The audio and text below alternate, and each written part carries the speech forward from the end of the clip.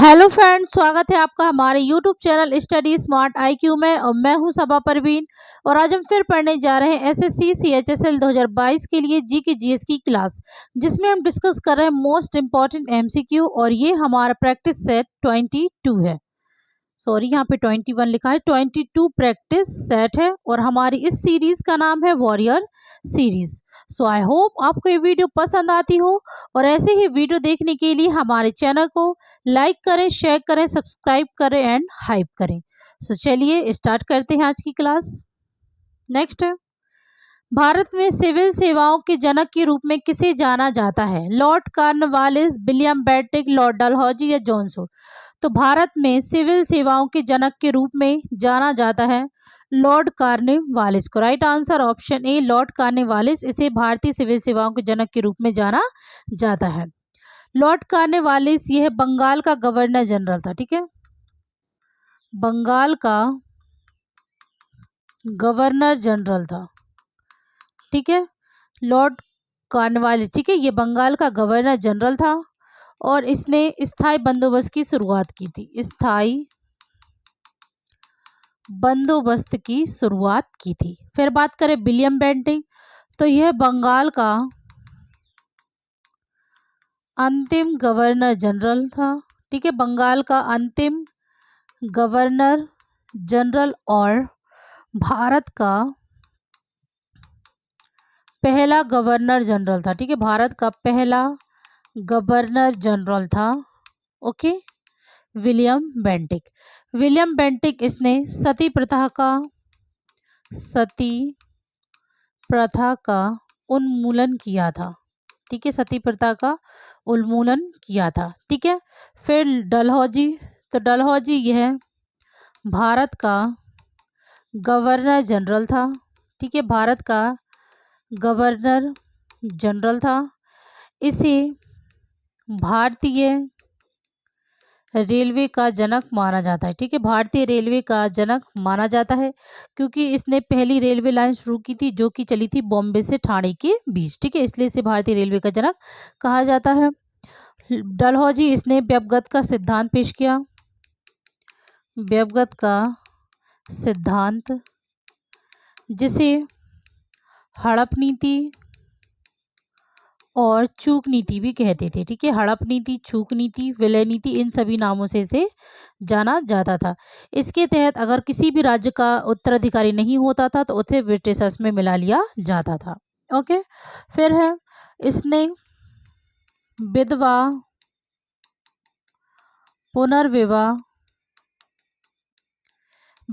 पुनर्विवाह अधिनियम का मसौदा तैयार किया था। ठीक है, विधवा पुनर्विवाह अधिनियम का मसौदा तैयार किया था डलहौजी ने। ठीक है, फिर बात करें जॉनसन, तो जॉनसन यह बंगाल का गवर्नर जनरल था। बंगाल का गवर्नर जनरल था। ओके, चलिए आगे बढ़ते हैं। नेक्स्ट है, निम्नलिखित में से कौन सी नदी भ्रंश घाटी से होकर बहती है? तापी, ब्रह्मपुत्र, साबरमती या गंगा? तो वो जो नदी भ्रंश घाटी से होकर बहती है वो है तापी नदी, जिसे ताप्ती नदी के नाम से भी जाना जाता है। ठीक है, ये भ्रंश घाटी से होकर बहती है। ये निकलती कहाँ से है? तो यह निकलती है मध्य प्रदेश के बैतूल जिले में मुल्ताई, मध्य प्रदेश के बैतूल जिले में मुल्ताई सतपुड़ा पर्वत से। ठीक है, सतपुड़ा पर्वत श्रृंखला से यह निकलती है तापी नदी।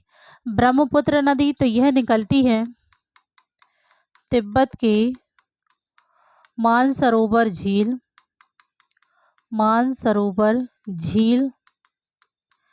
चैमा युंग डुंग ग्लेशियर से यह निकलती है। ठीक है, ब्रह्मपुत्र नदी इसे कई नामों से जाना जाता है, जैसे इसे तिब्बत में तशंगपो के नाम से जाना जाता है। ठीक है, तशंगपो या सांगपो के नाम से इसे जाना जाता है। ठीक है, अरुणाचल प्रदेश में दिहांग के नाम से जाना जाता है। ठीक है, बांग्लादेश में बांग्लादेश में जमुना के नाम से भी जाना जाता है, ठीक है, और इसे लाल नदी भी कहा जाता है, ठीक है, ब्रह्मपुत्र नदी को। फिर बात करें साबरमती नदी, तो यह निकलती है अरावली पहाड़ियों से, ठीक है, अरावली पहाड़ियों से यह निकलती है साबरमती नदी, ठीक है। फिर गंगा नदी, तो यह अरावली पर पहाड़ियाँ और राजस्थान की, ठीक है, राजस्थान की अरावली पर्वत श्रेणियों से यह निकलती है। गंगा नदी, तो यह निकलती है उत्तराखंड के उत्तरकाशी जिले में स्थित गंगोत्री ग्लेशियर से यह निकलती है, ठीक है, ओके। उत्तराखंड के उत्तरकाशी जिले में गंगोत्री ग्लेशियर से निकलती है। और देवप्रयाग में भागीरथी और अलकनंदा मिलकर गंगा नदी बनाती है, ठीक है, गंगा नदी बनाती है, ठीक है। गंगा नदी ये है भारत की सबसे लंबी नदी है, ठीक है, भारत की सबसे लंबी नदी है गंगा नदी, ठीक है। चलिए आगे बढ़ते हैं। नेक्स्ट है पानीपत का प्रथम युद्ध बाबर और डैश के बीच हुआ था। मेदिनी राय, सिकंदर लोदी, इब्राहिम लोदी, राणा संगा। तो पानीपत का प्रथम युद्ध बाबर और किसके बीच हुआ था? तो ये हुआ था बाबर और इब्राहिम लोदी के बीच। और पानीपत का युद्ध हुआ था 1526 में, बाबर और इब्राहिम लोदी के बीच हुआ था, जिसमें इब्राहिम लोदी हार गया था, लोदी वंश का अंत हो गया था और बाबर ने मुगल साम्राज्य की स्थापना की थी, ठीक है, ठीक है, बाबर ने मुगल वंश की स्थापना की थी, ठीक है। अब हम बाबर के युद्धों के बारे में बात करें तो बाबर ने, ठीक है, पानीपत का पहला युद्ध किया, ठीक है, पानीपत का प्रथम युद्ध जो कि 1526 में हुआ था बाबर और इब्राहिम लोदी के बीच। इसके अलावा बाबर के कई युद्ध हैं तो उन्हें हम ट्रिक के जरिए याद करेंगे, ठीक है, युद्ध को ट्रिक के जरिए याद करेंगे ताकि ये आपको हमेशा याद रहे, ठीक है। तो इसकी ट्रिक है पानी पिया, खाना खाया, चांद देखा, घर गया और मर गया, ठीक है।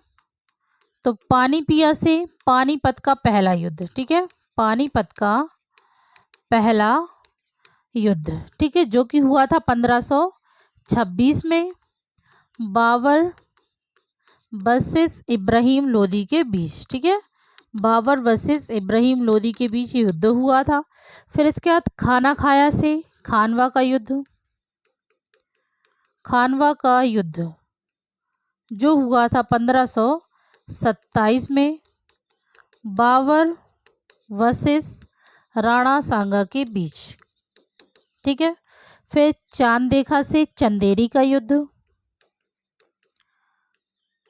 चंदेरी का युद्ध जो हुआ था 1528 में बाबर वर्सेस मेदिनी राय के बीच, ठीक है, बाबर वर्सेस मेदिनी राय के बीच।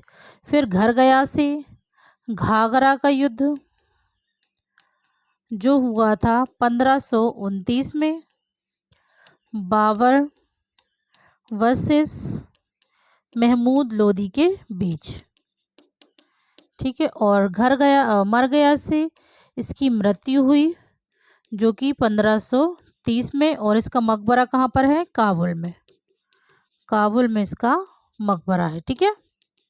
तो ये है बाबर को युद्ध करने की ट्रिक। तो आप इसे अच्छे से नोट कीजिएगा और ट्रिक के ज़रिए ही याद कीजिएगा ताकि आपको जल्दी ही और अच्छे तरीके से याद हो जाए, ओके। चलिए आगे बढ़ते हैं। नेक्स्ट है भारत की जनगणना 2011 के अनुसार शीर्ष 3 सबसे अधिक आबादी वाले राज्य हैं। उत्तर प्रदेश, बिहार, हिमाचल प्रदेश। उत्तर प्रदेश, बिहार, गोवा। उत्तर प्रदेश, महाराष्ट्र, बिहार, पश्चिम बंगाल, बिहार और आंध्र प्रदेश। तो 2011 की जनगणना के अनुसार शीर्ष 3 सबसे अधिक आबादी वाले राज्य, तो ये है उत्तर प्रदेश, महाराष्ट्र और Bihar. Right answer option C, okay. Next है निम्नलिखित में से किस राज्य में जल्लीकट्टू सांडों को वश में करने का प्रसिद्ध त्योहार है? कर्नाटक, केरल, अरुणाचल प्रदेश या तमिलनाडु? तो ये किस राज्य में जल्लीकट्टू सांडों को वश में करने का एक प्रसिद्ध त्योहार है? तो ये है तमिलनाडु राज्य में। Right answer option D, Tamil Nadu राज्य। ओके, नेक्स्ट है, सिंधु नदी की कौन सी सहायक नदी समुद्र तल से 4000 मीटर की ऊंचाई पर रोहतांग दर्रे के पास से निकलती है? चेनाब, मूसी, ब्यास या इंद्रावती? तो रोहतांग दर्रे के पास से जो नदी निकलती है वो है ब्यास नदी।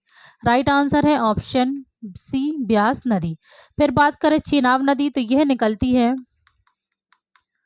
बारालाचा दर्रा, ठीक है, बारालाचा दर्रा हिमाचल प्रदेश से यह निकलती है, ठीक है, हिमाचल प्रदेश से यह निकलती है।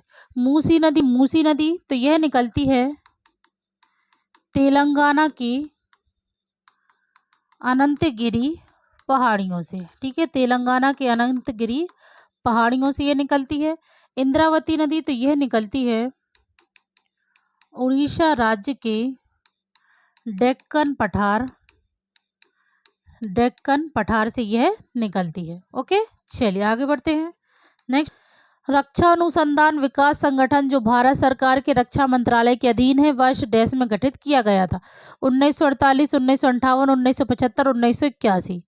तो रक्षा अनुसंधान विकास संगठन जो भारत सरकार के रक्षा मंत्रालय के अधीन है किस वर्ष गठित किया गया था? तो ये किया गया था 1958 में। Right answer option B, 1958। Next है, भारत के पूर्व राष्ट्रपति डॉक्टर एपीजे अब्दुल कलाम कौन सा संगीत वाद्य यंत्र बजाते थे? तो भारत के पूर्व राष्ट्रपति डॉक्टर एपीजे अब्दुल कलाम कौन सा संगीत वाद्य यंत्र बजाते थे? गिटार, सरोद, वीणा या पियानो? तो यह बजाते थे veena. Right answer option C. Next है, 2011 में भारत की जनसंख्या का कितना प्रतिशत मुस्लिम धर्म का था? 14.2%, 11.9%, 16.4%, 18.5%?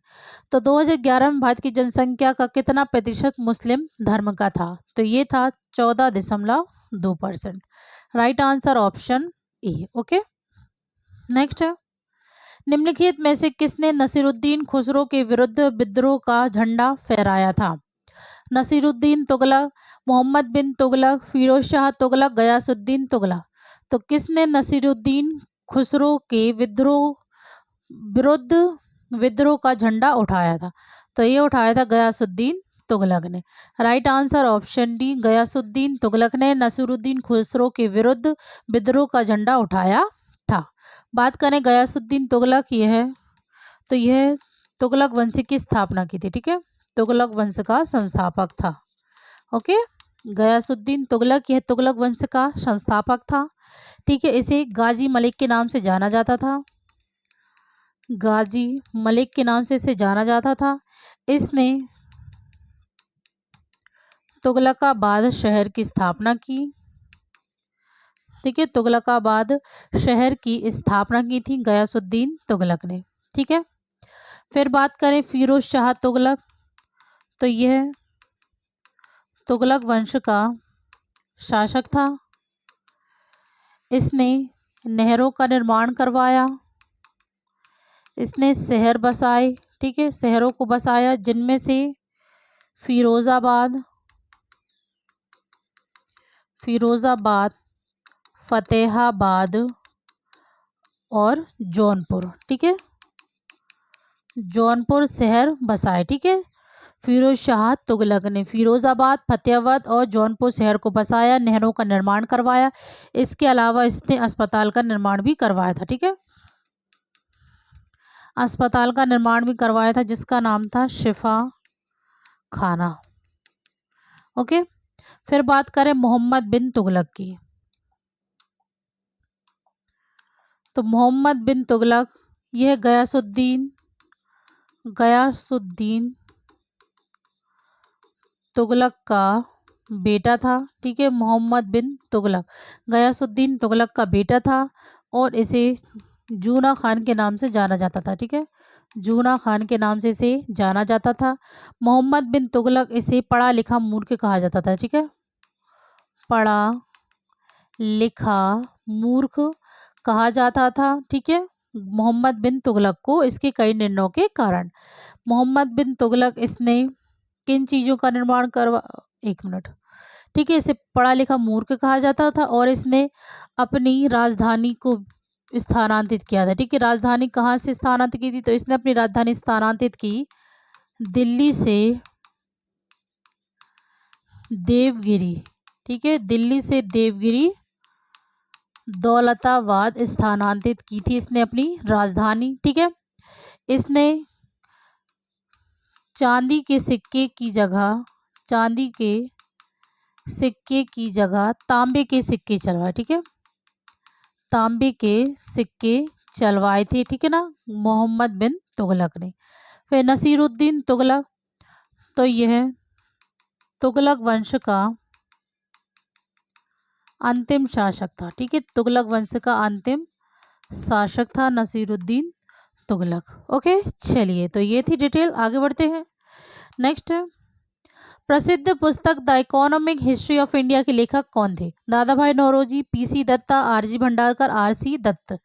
तो पुस्तक the economic history of India के लेखक, तो ये थे RC Datta. Right answer option D, ठीक है, आरसी दत्ता, राजेश चंद्र दत्ता की पुस्तक है the economic history of India, ठीक है।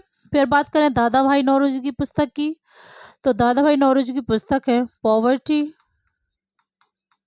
And un British rule in India, ठीक है, un British rule in India, ठीक है। दादा भाई नौरोजी, इन्हें grand old man of India के नाम से भी जाना जाता था, ठीक है, और इन्होंने आईएनसी की अध्यक्षता भी की थी 1886 में कलकत्ता अधिवेशन में, ठीक है। फिर है पीसी दत्ता, तो पीसी दत्ता की पुस्तक है the economic history of India, ठीक है, the economic history of India. Okay, और आरजी भंडारकर की, तो इनकी है फर्स्ट बुक ऑफ संस्कृत, ठीक है, first book of Sanskrit. Okay, चलिए आगे बढ़ते हैं। नेक्स्ट है, केरल निम्नलिखित में से किस त्योहारों के लिए प्रसिद्ध है? पोंगल, उगादि, बिहू या ओणम? तो केरल किस त्योहार के लिए प्रसिद्ध है? तो यह प्रसिद्ध है ओणम के लिए। Right answer option D, Onam. Pongal ये कहाँ का त्योहार है? तो यह है तमिलनाडु का, ठीक है। उगादि तो ये है आंध्र प्रदेश का, और बिहू तो ये है असम का। ओके, चलिए आगे बढ़ते हैं। नेक्स्ट है, सीवी रमन द्वारा 1934 में स्थापित भारतीय विज्ञान अकेदमी डैश में स्थित है? मुंबई, हैदराबाद, बेंगलोर, नई दिल्ली। तो सीवी रमन द्वारा 1934 में स्थापित भारतीय विज्ञान अकेदमी जो स्थित है, तो ये स्थित है बेंगलोर में। Right answer option D, CV Raman ने, ठीक है ना, सीवी रमन, इन्होंने रमन प्रभाव की खोज की थी, ठीक है, रमन प्रभाव की खोज की थी 1928 में, और इसके लिए इन्हें भौतिकी में नोबेल पुरस्कार प्राप्त हुआ था, ठीक है, भौतिकी में नोबेल पुरस्कार प्राप्त हुआ था 1930 में, ठीक है। चलिए आगे बढ़ते हैं। नेक्स्ट है, सीमांत गांधी किसे कहा जाता है? राजेंद्र प्रसाद, खान अब्दुल गफ्फार खान, अशफाक उल्ला खान या राजकुमार शुक्ला? ठीक है, तो सीमांत गांधी, तो ये कहा जाता है खान अब्दुल गफ्फार खान को, ठीक है। Right answer option B, Khan Abdul Ghaffar Khan, इन्हें सीमांत गांधी। इसके अलावा इन्हें बादशाह खान के नाम से भी जाना जाता है, ठीक है, खान अब्दुल गफ्फार खान को। और इसके अलावा इन्होंने खुदाई खिदमतगार की स्थापना की थी, ठीक है, खुदाई खिदमतगार की स्थापना की थी 1930 में, ठीक है, खुदाई खिदमतगार की स्थापना की थी 1930 में खान अब्दुल गफ्फार खान ने। फिर बात करें राजेंद्र प्रसाद, तो यह भारत के पहले राष्ट्रपति थे, ठीक है, भारत के पहले राष्ट्रपति थे डॉक्टर राजेंद्र प्रसाद। फिर बात करें अशफाक उल्ला खान, तो अशफाक उल्ला खान ये है भारतीय स्वतंत्रता सेनानी थे। ठीक है, भारतीय स्वतंत्रता सेनानी थे और यह काकोरी ट्रेन डकैती में शामिल थे। ठीक है, काकोरी ट्रेन डकैती में शामिल थे अशफाक उल्ला खान। फिर राजकुमार शुक्ला, तो राजकुमार शुक्ला यह बिहार के चंपारण जिले के किसान थे। ठीक है, किसान थे राजकुमार शुक्ला। इन्होंने 1917 के चंपारण सत्याग्रह के लिए महात्मा गांधी को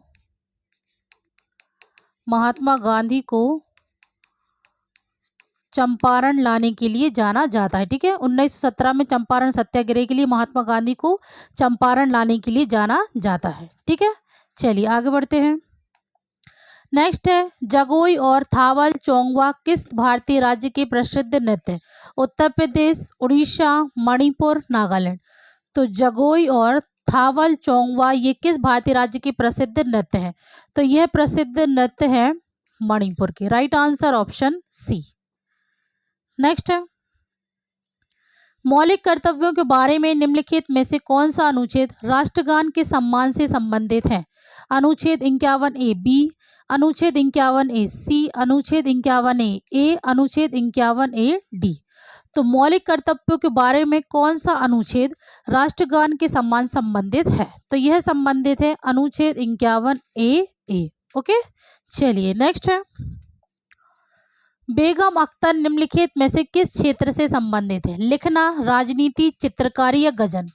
तो बेगम अख्तर ये किस क्षेत्र से संबंधित है? तो यह संबंधित है गजल से। ठीक है, राइट आंसर ऑप्शन डी गजल। ओके, चलिए नेक्स्ट है भारतीय राष्ट्रीय विज्ञान अकेदमी डैश में स्थित है? नई दिल्ली, हैदराबाद, इलाहाबाद, बेंगलुरु। तो भारतीय राष्ट्रीय विज्ञान अकेदमी तो यह नई दिल्ली में स्थित है। राइट आंसर ऑप्शन ए नई दिल्ली। नेक्स्ट है किस देश ने सर्वप्रथम शून्य आधारित बजट पेश किया था? Bharat, Germany, America, Britain. तो किस देश ने सर्वप्रथम शून्य आधारित बजट पेश किया था? तो ये किया था अमेरिका ने। ठीक है, सबसे पहले। Right answer option C. Next है प्रसिद्ध रथ यात्रा रथ महोत्सव किस भगवान से संबंधित है? भगवान शिव, भगवान जगन्नाथ, भगवान इंद्र या भगवान ब्रह्मा। तो प्रसिद्ध रथ यात्रा रथ महोत्सव यह संबंधित है भगवान जगन्नाथ से। Right answer option B. Next है निम्नलिखित विजयनगर शासकों में से किसने अपनी बेटी का विवाह फिरोज शाह बहमनी से किया था? देवराय द्वितीय, देवराय प्रथम, कृष्णदेवराय या बुक्का प्रथम। तो विजयनगर शासकों में से अपनी बेटी का विवाह फिरोज शाह बहमनी से किया था किसने? तो ये किया था देवराय प्रथम ने। ठीक है, right answer option B. Next है भारत ने अपना एक दिवसीय अंतर्राष्ट्रीय पदार्पण किस वर्ष किया था? 1971, 1974, 1975, 1972। तो भारत ने अपना एक दिवसीय अंतर्राष्ट्रीय पदार्पण किया था 1974 में। Right answer option B 1974। Okay, next है 2011 की जनगणना के अनुसार भारत की जनसंख्या की दशकीय वृद्धि दर डैश है? 17.02%, 16.54%, 17.64% या 15.65%। तो 2011 की जनगणना के अनुसार भारत की जनसंख्या की दशकीय वृद्धि दर तो ये है 17.64%। सॉरी। नेक्स्ट है हरिप्रसाद चौरसिया निम्नलिखित में से कौन सा संगीत वाद्य यंत्र बजाते हैं? बांसुरी, तुरही, तबला, ड्रम। तो हरिप्रसाद चौरसिया ये बांसुरी वाद्य यंत्र बजाते हैं। Right answer option C option A बांसुरी। ओके, नेक्स्ट है केरल में उत्पन्न निम्नलिखित में से कौन सा नृत्य रूप महिलाओं द्वारा एकल गायन है? मोहिनीअट्टम, ओडिसी, कथकली, कुचिपुड़ी। तो केरल में उत्पन्न कौन सा नृत्य रूप महिलाओं द्वारा एकल गायन है? तो ये है Mohiniyattam. Right answer option A Mohiniyattam. Okay, तो ये थे आज के हमारे क्वेश्चंस। सो आई होप आपको ये वीडियो पसंद आती हो और ऐसी ही वीडियो देखने के लिए हमारे चैनल को लाइक करें, शेयर करें, सब्सक्राइब करना ना भूलें। तो मिलते हैं आपसे कल अगली वीडियो में, तब तक के लिए good luck and goodbye. Thank you.